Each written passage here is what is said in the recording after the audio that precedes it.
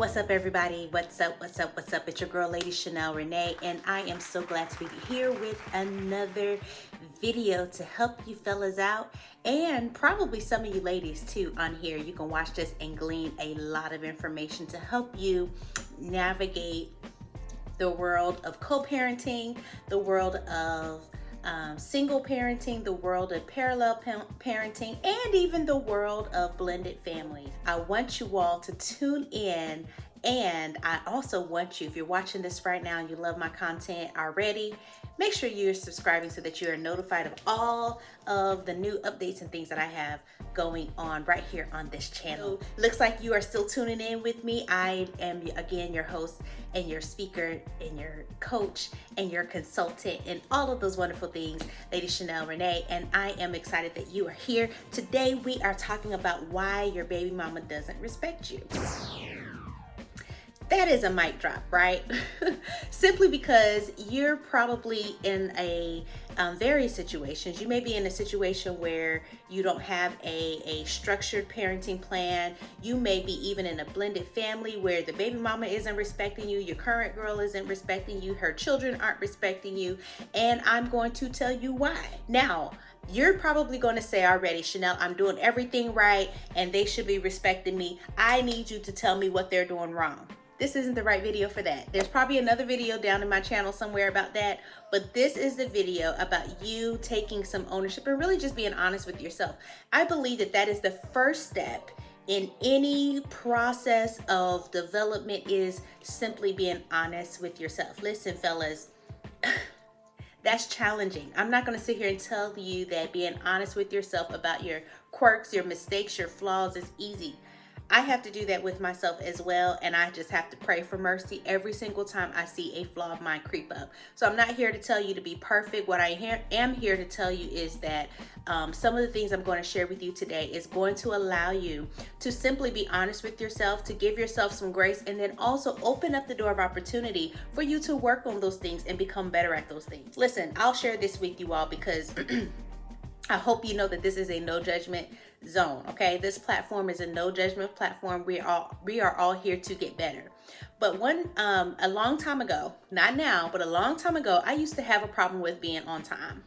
Okay, I had a problem with being on time. I was late to everything, y'all. Even the things that I enjoyed, I was late to. Okay, and so I had a serious problem with being on time, and I realized that was a character flaw. Okay, people couldn't count on me. People, not that they treated me ugly or anything, but people just didn't really count on me to keep my word in being on time for things, right? And so I didn't like that. I didn't like that I had that character flaw. I didn't like that that was something that was it was just a not so good thing about me, and I began to not like it, right? Other people probably didn't like it for years, but I finally came to a point where I was honest with myself, and I said, you know what, this is not good. This isn't a good thing. This is not a good look. It's not cute, and I gotta fix it.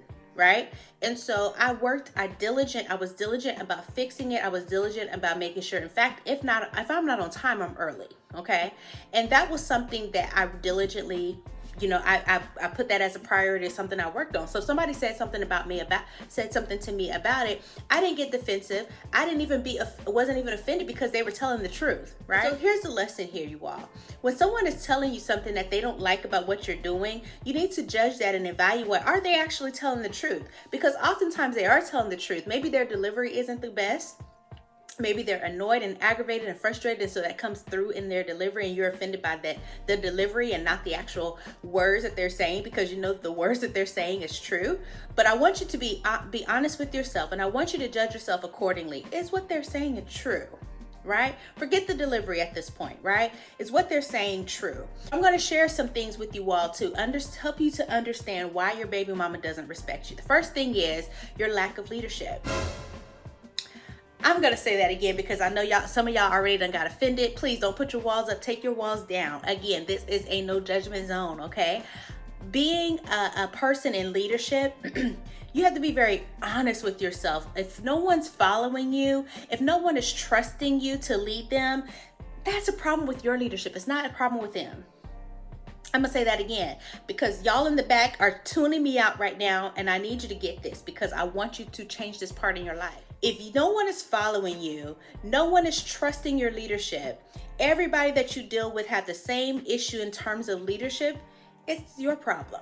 Okay, so the thing when I talk about leadership, I'm talking about your commitment, right? Your commitment, you being able to keep your word, your integrity, you doing the right thing even when no one is looking, them counting on you to do the right thing, them counting on you to stabilize the environment, them just counting on you to shift the environment, them counting on you to lead even when it involves taking a risk, because most people don't like to take risks. But a leader, they're looking for their leader to take the risk. And if the leader's gonna take the risk, listen, they're like, oh, he took the risk. But oftentimes people want to lead, but they don't want to take the risk. Right? Risks involve rejection. The risk involve whether it's going to make it or fail, right? Risk in involving confrontation, right? And so oftentimes a person that does not have proper leadership abilities and capabilities, people aren't going to follow you. So your baby mama doesn't respect you because you have failed her in the area of leadership. She thought you was a leader and she couldn't trust you, and so she doesn't trust anything in involving leadership, a leadership role in your co-parenting relationship. A way to fix that is to again, first recognize this is the truth, right? I do need to work on my leadership. I do need to make sure I'm keeping my word. I do need to make sure that I'm telling the truth, right? I do need to make sure I follow through on my word, right? I do need to be able to initiate hard conversations, right? I need to be able to be okay with taking risks. As a leader, you're the one that goes first, right? You're the one that initiates those conversations no one wants to have, right? You're the one that takes the leap, and then other people can trust. If you could take the leap, they can take the leap too. Oftentimes people want other folks to take the leap and they want to get the credit as the leader. It doesn't work that way. All right. So number one, make sure that you check your own leadership abilities, right? And if those leadership abilities are just lacking a little bit, then get help in that area. I can help you with that. Make sure you check out the description box below and see some areas I can help you with that. Number two, the reason why she doesn't respect you is your lack of consistency. Your lack of consistency. One thing about, I will say this, and this is in a lot of the women that I consult with in this area, the lack of consistency when it comes to taking care of the children. The lack of consistency in that area is so pivotal in whether or not she respects you. If she sees that you're moving heaven and earth to keep your word and to stay consistent and show up in your children's lives, she's going to respect you. She may not like you, but she's going to respect you for it. So think about your level of consistency. Have you said you was going to be somewhere and you didn't show up? When there was basketball games, did you communicate that you wasn't going to be there? Or did you show up to all of the basketball games? And did you show up to the practices? Did you pick the kids up when you were supposed to pick them up? Did you communicate if you were going to be late? Those are the types of things I'm talking about, fellas, when I'm talking about consistency. And the third thing I want to share with you all tonight is ownership.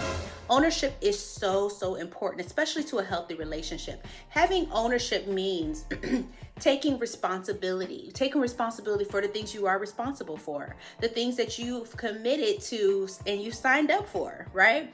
Some of you are in relationships now and you don't even know what that means. You don't even know what that means. Oftentimes when people come to me for counseling, especially couples come to me for counseling, I have to remind them of what them being in a committed relationship means.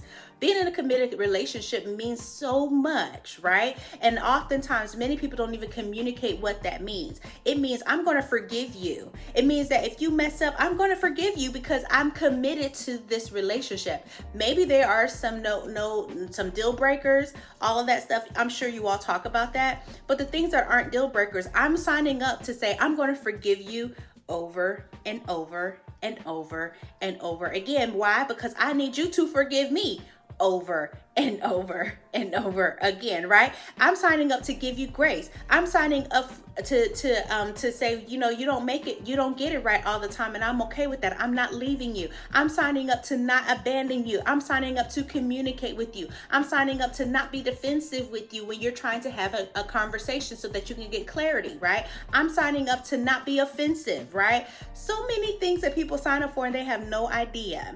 because you failed to communicate what that looks like. And nobody wants to open up that door because they've been in traumatic situations where them opening up that door has caused trauma. Y'all don't want to talk to me in the comments, but I need y'all to tell me in the comments if this is the reason why you don't approach hard conversations. Because when you did it before with your ex got all mad. He started yelling and screaming and throwing things and acting like a toddler, right? And so now you came into this next relationship and you don't want to bring up that stuff because you really like this guy or you really like this girl and you don't want to cause any tension and razzle dazzle anybody. And so you just keep putting up with the things that you really don't like. I'm helping y'all tonight. And so I hope that, again, your baby mama can respect you. Listen, I hate saying the term baby mama, but that's what y'all respond to. So that's what we're going to go with. But your baby mama is going to respect you when you shore up on some of these things. You get better with your leadership capabilities. You get better with your consistency. You start owning the things that you have not owned in the past, perhaps, right? That may have been an area of contention in y'all's relationship that caused you all to break up, perhaps. I don't know.